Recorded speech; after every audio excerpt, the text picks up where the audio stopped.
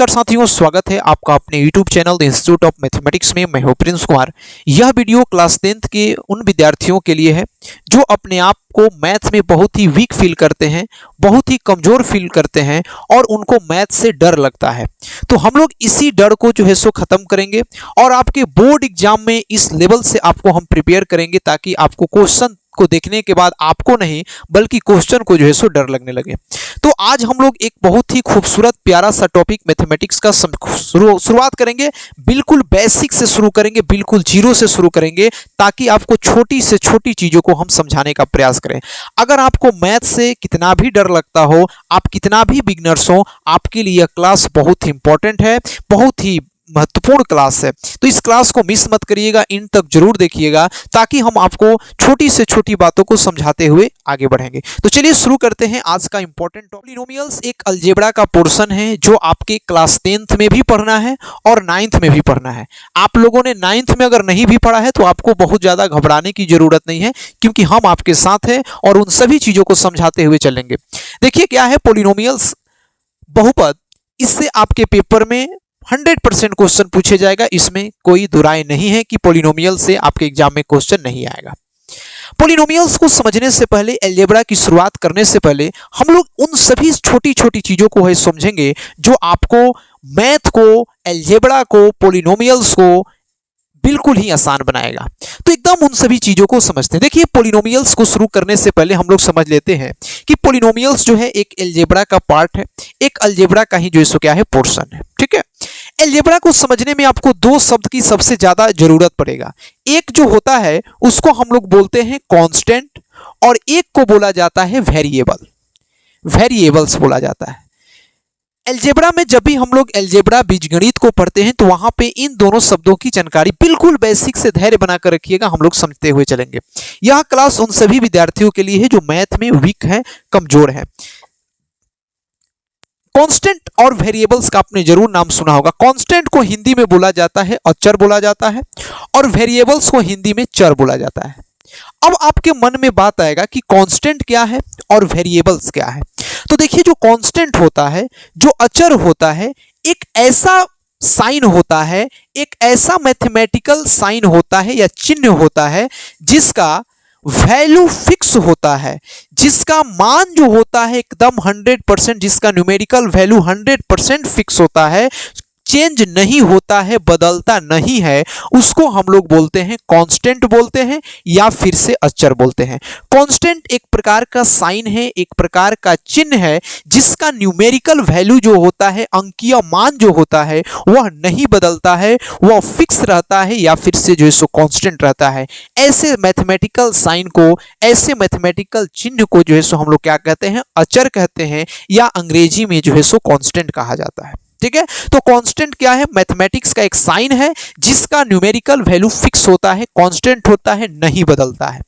इसी तरीके से दूसरा होता है वेरिएबल्स। यह भी एक मैथमेटिकल साइन होता है जिसका मान जो है कंडीशन पर, सिचुएशन के हिसाब से बदलते रहता है। तो इसको हम लोग बोलते हैं वेरिएबल्स बोलते हैं या फिर से जो है सो चर बोला जाता है। चर में हम लोग जितने भी मैथमेटिकल अल्फाबेट्स आते हैं, एक्स, वाई, जेड, ए, बी, सी, डी, ई, एफ, जी, एच, मतलब अल्फाबेट्स जो भी आते हैं उन सभी चीज को हम लोग बेसिकली वेरिएबल्स में मैथ को बनाते समय यूज करते हैं। मैथ्स में अक्सर आपने एक्स, वाई, जेड का यूज करते हैं, ए, बी, सी का यूज करते हैं, एम, एन, पी का यूज करते हैं। तो ये सभी कुछ फेमिलर टाइप से मैथ से जुड़े होते हैं।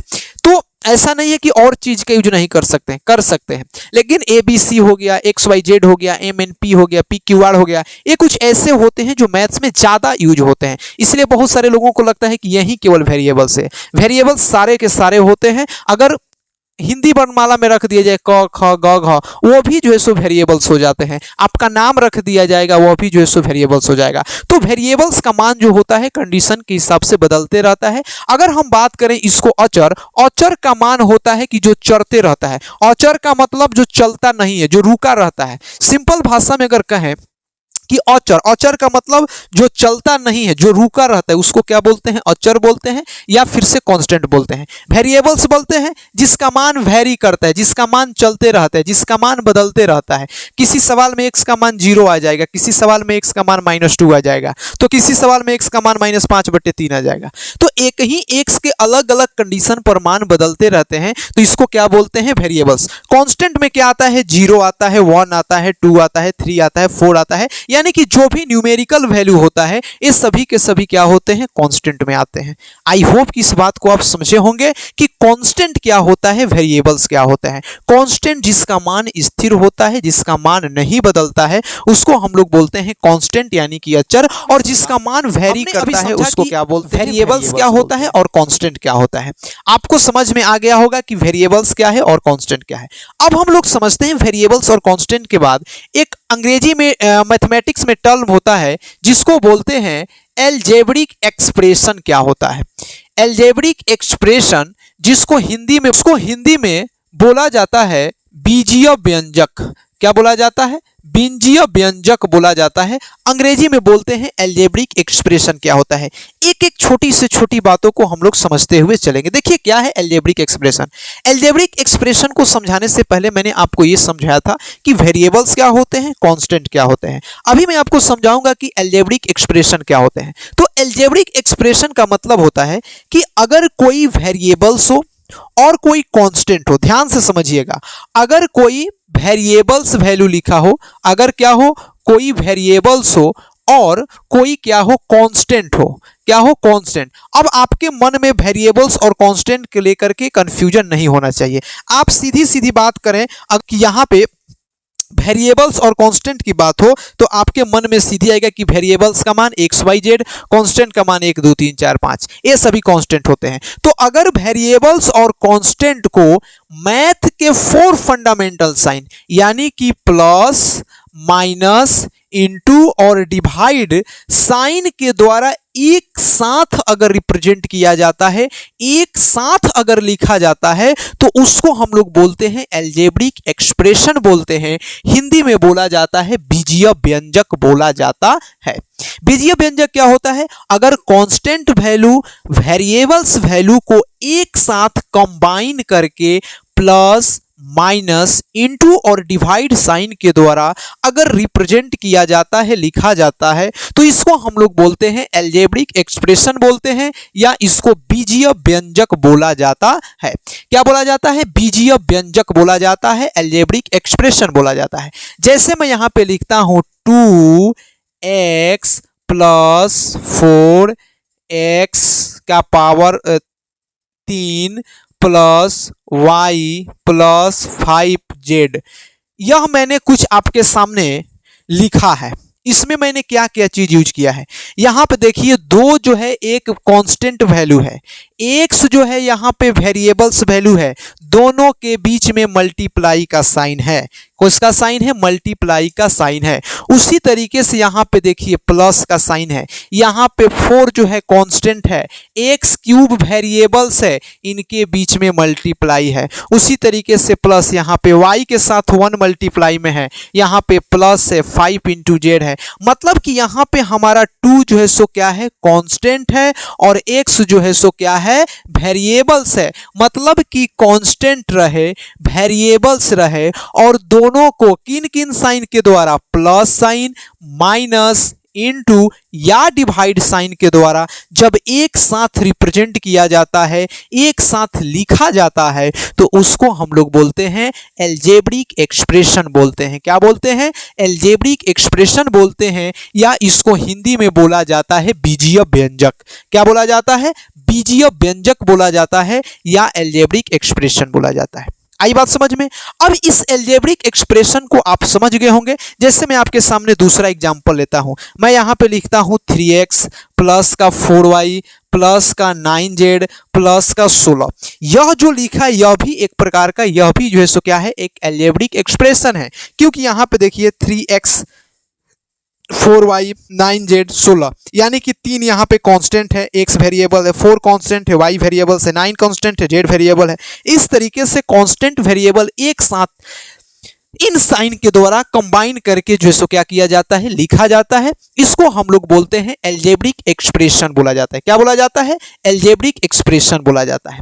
ठीक है, अब इस एल्जेब्रिक एक्सप्रेशन में क्या होता है कि जो टर्म जो होते हैं प्लस और माइनस साइन के द्वारा सेपरेट होते हैं। क्या होते हैं? प्लस या माइनस साइन के द्वारा सेपरेट होते हैं, मतलब कि अलग होते हैं, उसको हम लोग जो है सो क्या बोलते हैं? एल्जेब्रिक टर्म बोलते हैं। क्या बोलते हैं? उसको हम लोग बोलते हैं एल्जेब्रिक टर्म बोला जाता है। क्या बोला जाता है? एल्जेब्रिक टर्म बोला जाता है। जैसे मैं आपके सामने यहां पे एक नंबर लिखता हूं 3x plus 4y plus 9z। यहां पे देखिए पूरा 3x है, यहां पे 4y है, इसके बीच में प्लस का साइन लगा है, यानी कि 3x पूरा एक टर्म हो जाएगा, 4y एक टर्म हो जाएगा, 9z एक टर्म हो जाएगा, 16 एक टर्म हो जाएगा।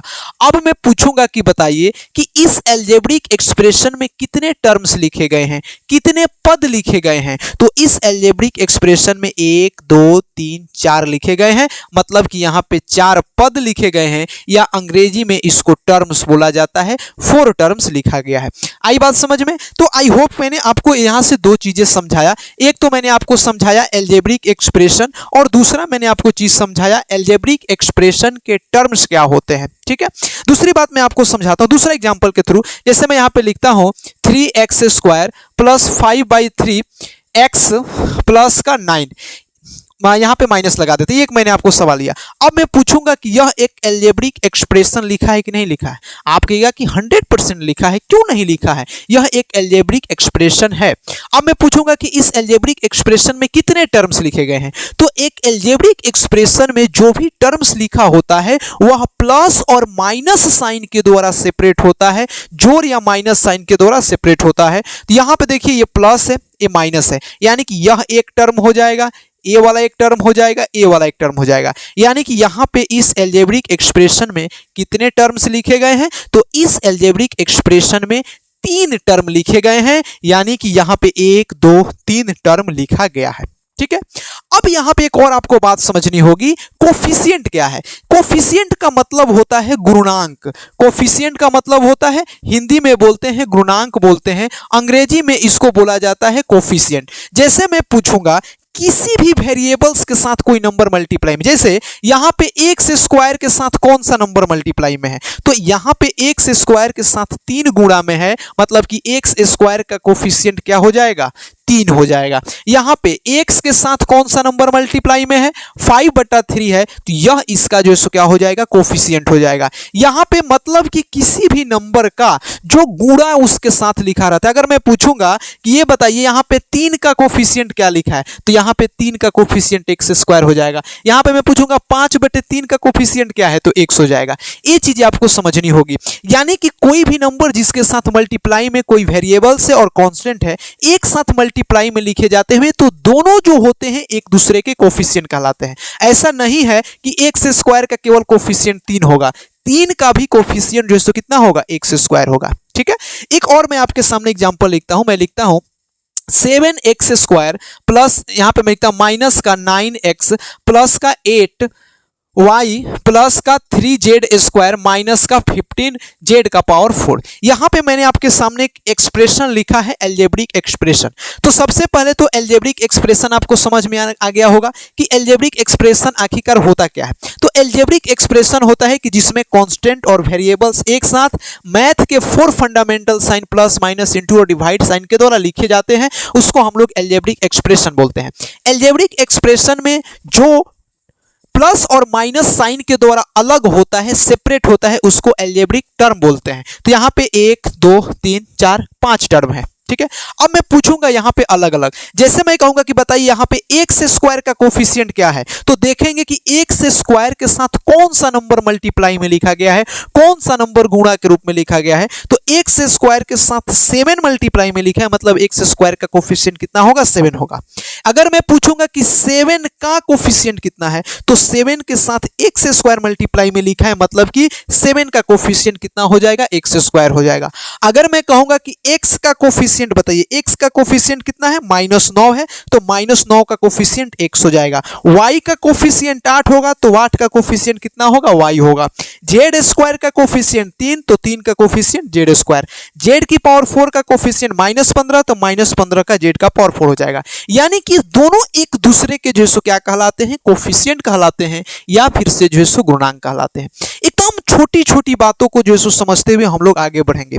आई होप कि इस बात को आप समझ गए होंगे कि कोफिशिएंट अलजेब्रिक एक्सप्रेशन के टर्म्स क्या होते हैं, उसके कोफिशिएंट क्या होते हैं, उसके गुणांक क्या आते हैं।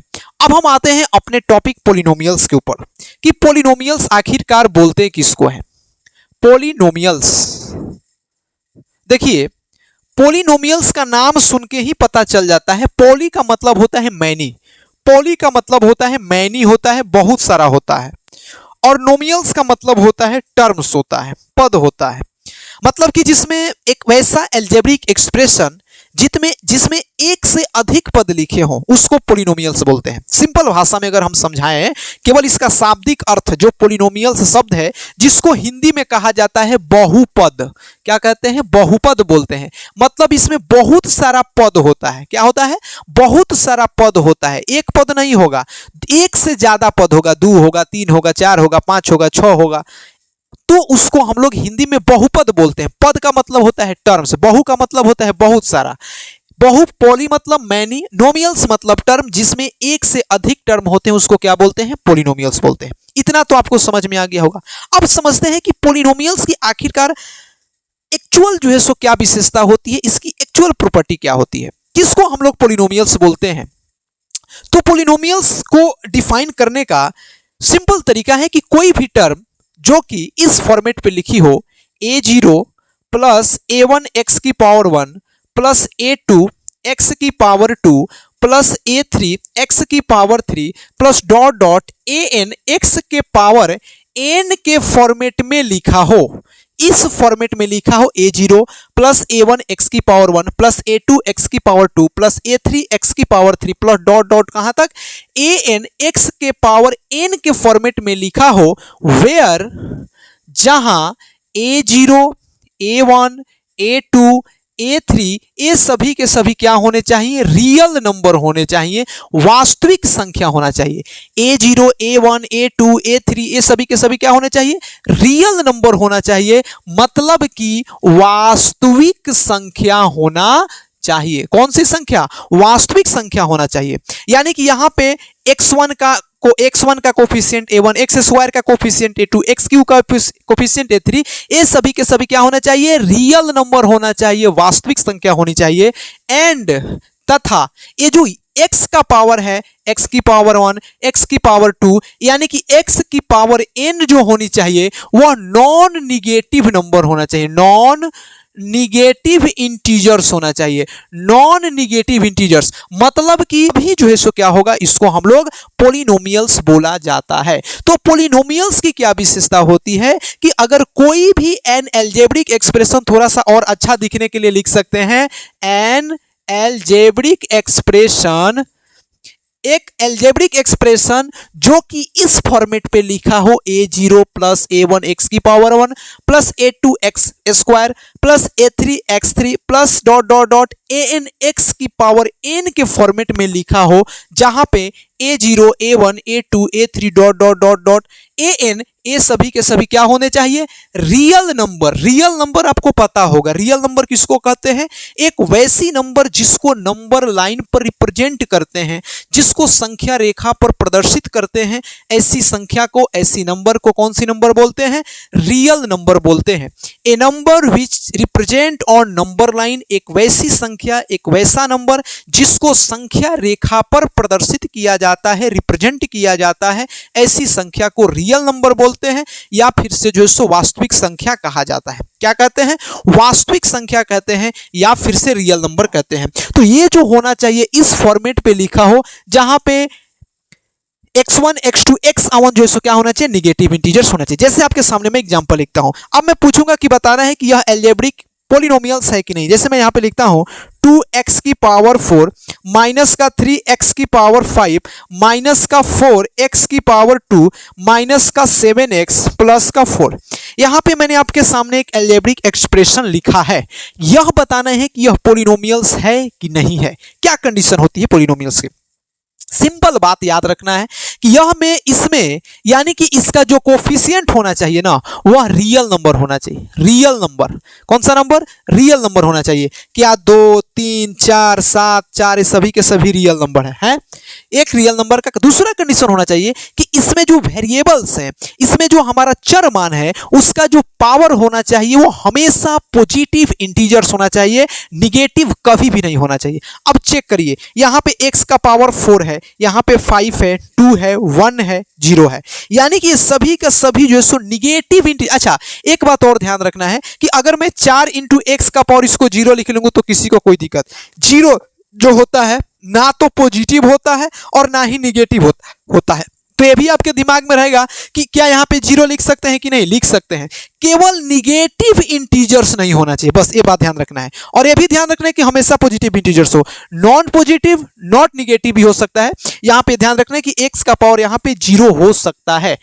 अगर यहाँ पे कुछ नहीं लिखा है मतलब कि 4 लिखा है, इसको मतलब यहाँ पे क्या है, x का पावर 0 है। ये दिमाग ध्यान में रखना। ऐसा कंफ्यूजन बहुत सारे लोगों के मन में आ जाएगा कि जैसे 4 लिखा है तो 4 को हम x का पावर 0 लिख सकते हैं, तो x का पावर जो 0 लिखा है ना, x का पावर 0, 0 ना तो पॉजिटिव नंबर होता है ना ही निगेटिव नंबर होता है, 0 न्यूट्रल होता है। ठीक है, तो यहाँ पे जो पावर होने चाहिए वो नॉन निगेटिव इंटीजर्स होना है, मतलब कि गैर ऋणात्मक संख्या होनी चाहिए। 0 हो सकता है, गैर ऋणात्मक पूर्णांक में 0 आता है, ये बातें ध्यान में। और इसी नॉन निगेटिव इंटीजर्स को जानते हो क्या बोलते हैं? इसी को हम लोग बोलते हैं होल नंबर बोलते हैं। कौन सा नंबर बोलते हैं? होल नंबर बोलते हैं, जो 0 से स्टार्ट होती है, 0 1 2 3 4 5 6 7 8 9 इनफिनिट तक जाती है। इसी नॉन निगेटिव इंटीजर्स को हम लोग किस नाम से जानते हैं? होल नंबर के जानते हैं, या इसको पूर्ण संख्या के नाम से जानते हैं। यानी कि इसका जो पावर होगा, इसका जो क्या बोलते हैं, जो डिग्री होगा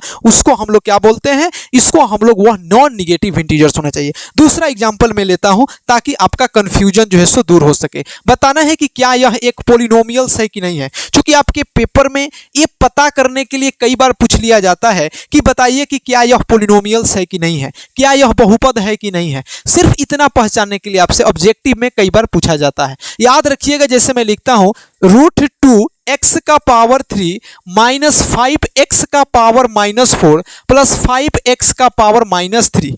यहां पे मैंने एक आपके सामने एग्जाम्पल के तौर पे लिखा है, आपको बताना है कि क्या यह एक जो है अलजेब्रिक एक्सप्रेशन है, क्या यह पॉलिनोमियल्स है कि नहीं है। सिंपल सी बात है, बताइए क्या √2 एक रियल नंबर है? 5 भी रियल नंबर है, 5 भी रियल नंबर है, तीनों रियल नंबर है।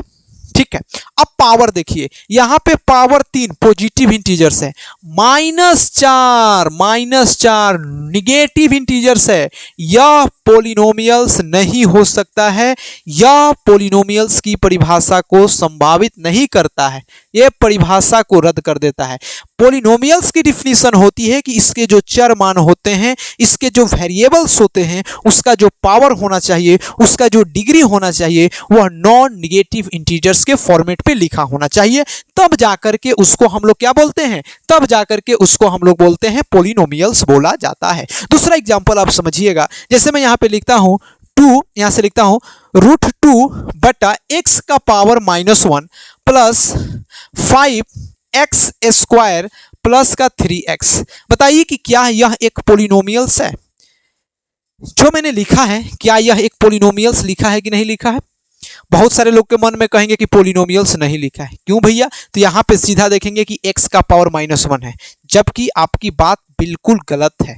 ये जो x का पावर -1 है नीचे लिखा है, और आपने पढ़ा है कि अगर कहीं पे 1/a का पावर -m है तो इसको हम लोग a to the power m के फॉर्मेट में जो है सो क्या कर सकते हैं? लिख सकते हैं। अगर 1/a to the power -m है तो इसको हम लोग a की पावर m के रूप में जो है सो आसानी से क्या किया जा सकता है? रिप्रेजेंट किया जा सकता है या प्रस्तुत किया जा सकता है। अब एक बात बताइए, यहां पे लिखा है √2/x की पावर -1, तो क्या इसको 2 इंटू x लिख सकते हैं कि नहीं लिख सकते हैं? किसी को कोई आपत्ति नहीं होना चाहिए। प्लस यहां से हो जाएगा 5x² प्लस का 3x, आंख बंद करके कहेंगे कि यह क्या लिखा है, एक पोलिनोमियल्स लिखा है। तो आई होप कि इस बात को आप समझ में आ गया होगा आपको कि पोलिनोमियल्स किसको बोलते हैं, पोलिनोमियल्स की क्या विशेषता होती है, पोलिनोमियल्स हमको पहचानने के लिए दे दिया जाएगा तो आपको समझ में आ जाएगा। अब जब हम आपके सवाल कराएंगे, आपके पेपर के सवाल कराएंगे, जब हम सवालों की प्रैक्टिस कराएंगे तो वहां पे आपको और चीजें ज्यादा जो है सो डीपली में समझने के लिए आएगा, क्योंकि वहां पे नए नए तरीके के सवाल हम लेंगे, आपके प्रीवियस ईयर के क्वेश्चन लेंगे और भी मैं बहुत सारे क्वेश्चन अपनी तरफ से भी कराऊंगा, जिससे आपकी प्रैक्टिस जो होगी बहुत एक खतरनाक लेवल पर हो जाएगा। फिर आपको पोलिनोमियल्स जैसे खतरनाक भयंकर राक्षस से आपको जो है सो डर नहीं लगेगा। तो ये चीजें जो है सो क्या है, पोलिनोमियल्स है, जिसको हमने आपको समझाने का काम किया। इतनी बात आपको समझ में आ गई होगी कि यह जो है सो क्या है, पोलिनोमियल्स है।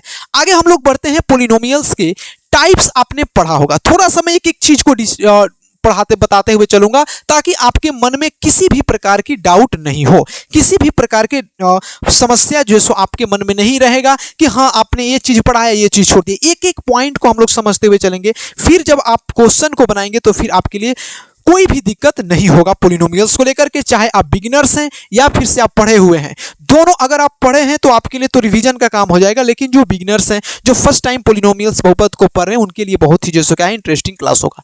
अब मैं आपको बताऊंगा कि अगर कोई पोलिनोमियल्स, जैसे मैं यहां पे लिखता हूं 3x² प्लस 5x की पावर 4 माइनस 7x³ माइनस का 8x की पावर 4 प्लस का 8x, यह आपके सामने मैंने एक पोलिनोमियल्स लिखा है, यह बहुपद लिखा है। चीज पढ़ने आपको, डिग्री ऑफ पोलिनोमियल्स, किसी बहुपद की डिग्री क्या होती है। आपसे पूछा जाता है कि बताइए कि डिग्री ऑफ पोलिनोमियल्स क्या होता है। डिग्री ऑफ पोलिनोमियल्स यानी कि बहुपद की घात क्या है, किस घात की बहुपद है, किस डिग्री का पोलिनोमियल्स है, इसको बताना बेहद ही आसान है। सिंपल भाषा में आप समझिए कि यहां पे अगर मैं आपको पूछूंगा कि यह आपके सामने मैं पोलिनोमियल्स लिखा हूं, ये आप देख करके बताइए कि किस डिग्री की पोलिनोमियल्स लिखी है, किस घात का बहुपद लिखा है। यह जानना आपके लिए बेहद ही सिंपल है। आप आंख बंद करके देखेंगे कि इसमें वेरिएबल्स क्या है, तो यहां पे वेरिएबल्स x है और x का अधिकतम पावर क्या है, x का मैक्सिमम पावर क्या है, x का जो है सो मैक्सिमम पावर यहां पे 4 है, यानी कि ये जो डिग्री होगा यह 4 घात की बहुपद होगा या 4th डिग्री का जो है सो पोलिनोमियल्स होगा। किसी भी पोलिनोमियल्स का हमको डिग्री बताना है तो उस पोलिनोमियल्स में जो वेरिएबल्स होता है, यानी कि जो हमारा चर होता है, उसका मैक्सिमम जो हमारा पावर होता है या फिर से मैक्सिमम अधिकतम जो घात होता है, वही उसका क्या कहलाता है, वही जो होता है उसका डिग्री कहलाता है। क्या कहलाता है, डिग्री कहलाता है। दूसरा एग्जांपल मैं आपके सामने लिखता हूं, तो बताइए कि क्या इस पोलिनोमियल्स का डिग्री कितना होगा। ये पोलिनोमियल्स मैं यहां पे लिखता हूं 7x की पावर 5 माइनस 8xy² प्लस का 3x² माइनस का 8x प्लस का 10। अब बताइए यहां पे मैंने एक पोलिनोमियल्स लिखा है, इस पोलिनोमियल्स का मैं डिग्री पूछूंगा, इस पोलिनोमियल्स का मैं घात पूछूंगा कि बताइए इस पोलिनोमियल्स का डिग्री कितना होगा। तो आप आंख बंद करके कहिएगा ये जो पोलिनोमियल्स है ना, इसमें देखिए वेरिएबल्स xy है, इसमें वेरिएबल्स का मैक्सिमम पावर कितना है, मैक्सिमम पावर 5 है, मतलब कि जो पोलिनोमियल्स लिखा है वह पोलिनोमियल्स जो है सो कितने घात का होगा, 5 घात का होगा, 5 घात का, यानी कि इस बहुपद की, इस पोलिनोमियल्स की जो डिग्री होगी वह कितने में होगी, 5 में होगी। दूसरा समस्या कब आ जाता है बच्चों के सामने, जैसे मैं दूसरा एग्जांपल लिखता हूं 7x की पावर 5 माइनस का 8 x की पावर 6 y की पावर 3 माइनस का 7x² प्लस का 8x। अब आपके मन में एक बात आएगा कि यहां पे जो है, यहां पे x और y दो टर्म लिखा है। अब देखेंगे कि x का मैक्सिमम पावर कितना है, तो x का मैक्सिमम पावर 6 है। तो अगर इसमें दो टर्म आते हैं, दो वेरिएबल्स आते हैं, तो इनको जोड़ करके बता देंगे कि 6 और 3 9 डिग्री की जो है सो क्या हो जाएगी, यह पोलिनोमियल्स हो जाएगा। ये चीजें हम लोगों को ध्यान में रखना है। तो आप इस चीज को बता सकते हैं कि ये जो पोलिनोमियल्स होगा वह पोलिनोमियल्स जो होगा किस डिग्री का होगा, आसानी से बता सकते हैं कि नहीं बता सकते हैं? बता सकते हैं। अब इस डिग्री के आधार पर पोलिनोमियल्स के हम लोगों को टाइप पढ़ना है। क्या पढ़ना है? टाइप पढ़ना है। जैसे कुछ ऐसे पोलिनोमियल्स होते हैं जिसका डिग्री जो है सो क्या होता है? 1 होता है। एक वैसा पोलिनोमियल्स जिसको डिग्री 1 होता है उसको हम लोग बोलते हैं लीनियर पोलिनोमियल्स बोला जाता है। क्या बोलते हैं? लीनियर पोलिनोमियल या रैखिक बहुपद बोला जाता है। एक वैसा पोलिनोमियल्स जिसका डिग्री 1 होता है, जैसे x की पावर 1 हो या 4x लिखा हो, 3x लिखा हो, 2x लिखा हो। यहां पे मैं कहूंगा कि बताइए यह जो पोलिनोमियल्स है इसका x का पावर कितना है? तो यहां पे x का पावर 1 है, यानी कि इस जो होगा कौन सा पद होगा? लीनियर पोलिनोमियल्स होगा। कौन सा पद होगा? लीनियर पोलिनोमियल्स होगा। दूसरा होता है जिसको हम लोग बोलते हैं जिसका डिग्री जो है सो क्या होता है? 2 होता है। जिसका डिग्री 2 होता है उसको बोलते हैं क्वाड्रेटिक पोलिनोमियल्स। कौन सा पोलिनोमियल? क्वाड्रेटिक पोलिनोमियल्स बोलते हैं। द्विघात बहुपद बोलते हैं। क्या बोलते हैं? आगे के चैप्टर में जस्ट हमको पढ़ना है द्विघात बहुपद, क्वाड्रेटिक पोलिनोमियल्स पढ़ने हैं। यहां पे मैं लिखूंगा, जैसे मैं लिखता हूं x² प्लस का 5x प्लस का 3। ये बताइए यहां पे इस पोलिनोमियल्स का मैक्सिमम टर्म कितना लिखा है? अधिकतम पद कितना लिखा है? अधिकतम डिग्री 2 है, यानी कि यह क्वाड्रेटिक पोलिनोमियल्स हो जाएगा। तीसरा पोलिनोमियल्स जो होता है उसको बोलते हैं हम लोग क्यूबिक पोलिनोमियल्स। क्या बोलते हैं? क्यूबिक पोलिनोमियल्स, मतलब कि जिसका डिग्री कितना होता है? 3 होता है, उसको हम लोग क्या बोलते हैं? क्यूबिक पोलिनोमियल्स बोला जाता है। फिर आता है बाई क्वाड्रेटिक पोलिनोमियल्स। क्या होता है? By quadratic polynomials. By quadratic polynomials बोलते हैं जिसका डिग्री कितना होता है? 4 होता है, उसको हम लोग बोलते हैं बाई क्वाड्रेटिक पोलिनोमियल्स बोला जाता है। तो डिग्री के आधार पर पोलिनोमियल्स को हम लोग कितने कैटेगरी में बांटते हैं? मतलब कि अगर किसी पोलिनोमियल्स का डिग्री 1 है, 1 डिग्री है, तो उसको बोलते हैं लीनियर पोलिनोमियल्स बोलते हैं, रैखिक बहुपद बोला जाता है। अगर किसी पोलिनोमियल्स का डिग्री 2 है तो उसको क्वाड्रेटिक पोलिनोमियल्स बोला जाता है। अगर किसी बहुपद का डिग्री 3 है तो उसको क्यूबिक पोलिनोमियल्स बोला जाता है। अगर किसी क्वाड्रिलेटरल का डिग्री 4 है तो उसको बाई क्वाड्रेटिक पोलिनोमियल्स जो है सो बोला जाता है। आई होप कि इस बात को आप समझ गए होंगे कि डिग्री के आधार पर पोलिनोमियल्स को हम लोग कितने कैटेगरी में बांट रहे हैं। अब हम लोग पढ़ते हैं कि टर्म के आधार पर पोलिनोमियल्स को हम लोग कितने कैटेगरी में बांटते हैं। टर्म्स के आधार पर पोलिनोमियल्स को कितने कैटेगरी में बांटते हैं? तो पदों के आधार पर, टर्म्स के आधार पर पोलिनोमियल्स को हम लोग बांटते हैं। एक को बोला जाता है मोनोनोमियल्स। क्या बोला जाता है? मोनोनोमियल्स बोला जाता है। मोनोनोमियल्स बोला जाता है एक वैसा पोलिनोमियल्स, एक वैसा अलजेब्रिक एक्सप्रेशन जिसमें सिर्फ एक पद लिखा हो। क्या लिखा हो? एक टर्म, सिर्फ और सिर्फ ओनली एंड ओनली एक टर्म, चाहे वो कांस्टेंट हो, वेरिएबल्स हो, डजंट मैटर, उसमें सिर्फ एक पद की चर्चा की गई हो, तो ऐसे पोलिनोमियल्स को हम लोग मोनोनोमियल्स बोला जाता है। क्या बोलते हैं? मोनोनोमियल्स बोलते हैं। हिंदी में इसको बोला जाता है एक पदी बहुपद। क्या बोला जाता है? एक पदी बहुपद बोलते हैं। अंग्रेजी में इसको बोला जाता है मोनोनोमियल्स बोलते हैं। क्या बोलते हैं? मोनोनोमियल्स बोलते हैं। दूसरा आता है जिसको बोलते हैं हम, जो टर्म होता है दूसरा होता है उसको हम लोग बोलते हैं बाइनोमियल्स बोला जाता है। क्या बोला जाता है? बाइनोमियल्स, मतलब इसको द्विपदी बहुपद बोलते हैं। क्या बोलते हैं? द्विपदी बहुपद। क्या बोला जाता है? द्विपदी, मतलब कि जिसमें 2 पद होते हैं। एक वैसा बहुपद, एक वैसा पोलिनोमियल जिसमें कितने टर्म होते हैं? 2 टर्म होते हैं। जैसे 7x + 5 है, 3x - y है, या कुछ भी है, मतलब कि जिसमें कितने टर्म यूज किया गया है? किसमें? 2 टर्म का यूज किया जाता है। ऐसे बहुपद को, ऐसे पोलिनोमियल्स को जो है कौन सा पोलिनोमियल्स बोलते हैं? द्विपदी बहुपद बोलते हैं या बायोनोमियल्स बोला जाता है। तीसरा जो आता है उसको हम लोग बोलते हैं ट्राइनोमियल्स। क्या बोलते हैं? ट्राइनोमियल्स बोलते हैं। हिंदी में बोला जाता है त्रिपदी बहुपद। क्या बोलते हैं? त्रिपदी बहुपद बोलते हैं, ट्राइनोमियल्स बोला जाता है, जिसमें कितने टर्म होते हैं? 3 टर्म होते हैं। एक वैसा पोलिनोमियल्स, एक वैसा बहुपद जिसमें कितने टर्म का यूज किया जाता है? तीन टर्म का यूज किया जाता है, जिसमें मैक्सिमम 3 टर्म्स होते हैं, उसको हम लोग बोलते हैं ट्राइनोमियल्स बोलते हैं, त्रिपदी बहुपद बोलते हैं। जैसे कि 7x प्लस 5y प्लस का 4z, कुछ भी लिख सकते हैं। मतलब जिसमें कितने टर्म का यूज किया गया हो, 3 टर्म लिखा गया हो, 3 गो पद लिखा गया हो, ऐसे पोलिनोमियल्स को ट्राइनोमियल्स बोलते हैं, या फिर से जो क्या बोला जाता है, त्रिपदी बहुपद बोला जाता है। तो पद के आधार पर बहुपद को भी हमने पढ़ा, एक पदी बहुपद, द्विपदी बहुपद, त्रिपदी बहुपद। एक होता है कांस्टेंट बहुपद। कौन सा बहुपद होता है? Constant polynomials. कांस्टेंट पॉलिनोमियल्स का मतलब होता है कि जिसमें सिर्फ और सिर्फ एक पद होते हैं। कांस्टेंट पॉलिनोमियल्स में वेरिएबल्स नहीं हो सकते, ये बात ध्यान रखना है। अच्छा, मोनोनोमियल्स में और कांस्टेंट में दोनों में डिफरेंस होता है। मोनोनोमियल्स में कांस्टेंट पॉलिनोमियल्स हो सकता है, लेकिन कांस्टेंट पॉलिनोमियल्स मोनोमोलियस नहीं हो सकता है, मोनोनोमियल्स नहीं हो सकता है। ये बात ऑब्जेक्टिव में इस बार जो है सो बीपीएससी में पूछा गया क्वेश्चन है कि बताओ कि कांस्टेंट पॉलिनोमियल्स क्या मोनोनोमियल्स हो सकता है? नहीं हो सकता है।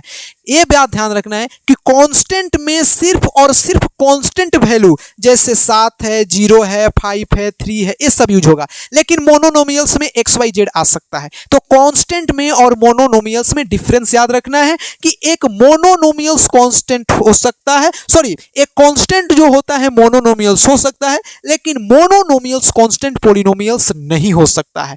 आई बात समझ में कि नहीं आई? तो ये सब चीजें जो है क्या रखना है, ध्यान में रखना है। आई होप कि इस बात को आपको समझ गए होंगे।